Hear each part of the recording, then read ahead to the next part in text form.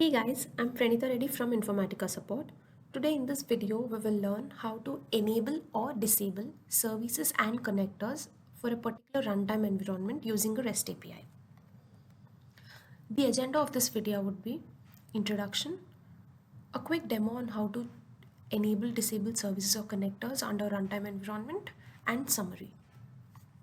So coming to introduction, just like all other resources, ISS also provides a API resource to get details of runtime environment and also to update the runtime environment properties. Along with that, it also provides an API to enable or disable services and connectors for a particular secure agent group. You can also get details about the selections. The selections here means whatever services and connectors are selected or enabled on the runtime environment, you can also get the details of that. You can use a GET request to get the details about a secure agent's enabled or disabled selections, and later after getting the details, you can use a PUT request to assign those services or connectors to an agent group. We will just see the flow of the API calls here. First, you need to log into ISS using a post call where you will have to provide your login URL, username, and password. And once that call is done, you get a session ID in the response of that login call. Using that session ID and the runtime environment resource, you can get the details of all the enabled selections on that runtime environment. Before this, if you don't have your runtime environment details handy, you can use runtime environment name API and get the runtime environment ID. Because to get the details of enabled selections, you would need runtime environment ID.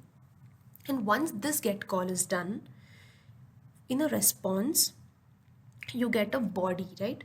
And with the details like service enabled, connector enabled. If at all they are not enabled, you can enable it using put call. Just take the response from the previous get call and modify the changes required and then do a put call.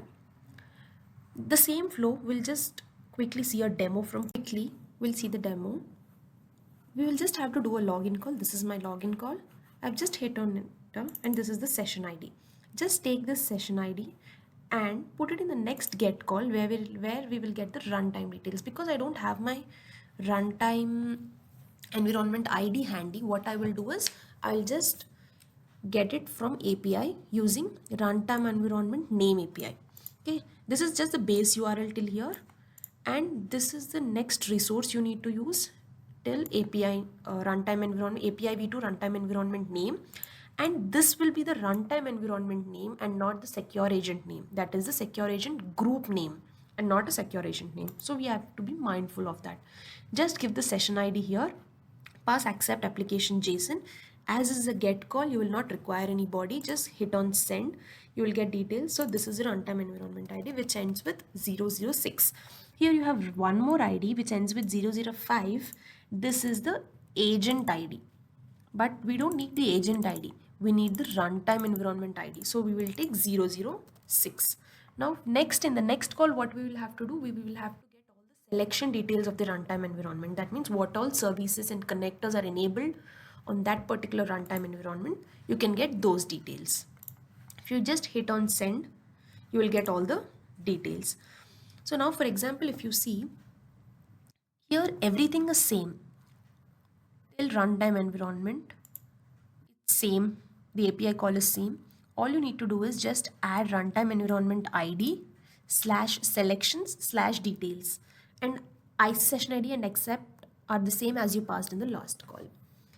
And when you hit on send, you will get a response which will give you the enabled and disabled status of all the services and connectors on that and runtime environment. If you see in services now, data integration is enabled, true is enabled, false is not enabled. So if you see data integration elastic is not enabled, application integration is enabled, like that it gives you details of all the services. Just like for services, it will also give you the details for connectors. If you see AMQP is true, that it is enabled. Active campaign is false, that is not enabled. All others, just like that, it gives you for all other connectors as well. Okay. Next, just like services and connectors, you have one more section called additional services. Just like it shows the enabled status, enabled or disabled status for those, it will also show you the status for additional services. Now, just in this video, we will see as DIS elastic, I mean data integration elastic is not enabled, we will try enabling this, okay? If I go here, I did this. If I hit it on send, everything is same. The API is same. Just that you need to remove details from here, from the URL, and just make it a put call. And in the body, you will just pass it by copy pasting it from here. Just make this enabled as true because you want to enable the service. The ID will be different for each service and each connector, so you should be mindful of it. Okay. When you hit on send, you will get an internal server error. This is because this body will expect all the three tags, that is services, connectors, and additional services. If you miss even one, it will give you this error. For example, we'll see. Now we'll go to connectors next. Okay, this is connectors, right? I will just take this connector selection AMQP. Just go here. Oh, it ends here, so comma, and this it is finished now, so come out of this. Okay, this is for connectors, right? Connectors is the now AMQP is however true, so I will make it false. I want to disable it now. Okay, now I'll hit on send. If you hit on send, it will still throw you internal server error because this body is expecting all the three tags. So now I'll go all the way down for additional services and just take one, irrespective of if you're changing that or not, it will expect, this body will expect. So just give one. For example, you don't want to change anything, you can just let it be as it is. You need not change anything as such. Okay, this is for selections and this is for additional services. Additional services is closed and the main tag is also closed. Now just do a send. When you do a send, now here the status is 200 OK. Status 200 OK, which means the API is successful. Now we'll go log into IICS and see if the made changes are reflected or not. That means now our data integration elastic should be enabled and AMQP should be disabled. We'll just log into IICS and check. This was for this. First of all, you can just open it and see. Just refresh the status. If there are any new services or as such enabled, they will be coming up, right? So here it shows starting up and all.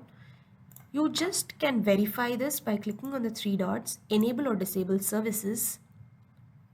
Here you can see now DIS elastic, that is data integration elastic, is enabled, and in connectors AMQP is disabled because according to our API we are disabling AMQP, so AMQP is disabled. And in additional services, the one which we gave was self-hosted Git repo, which we did not change anything, which is as is true.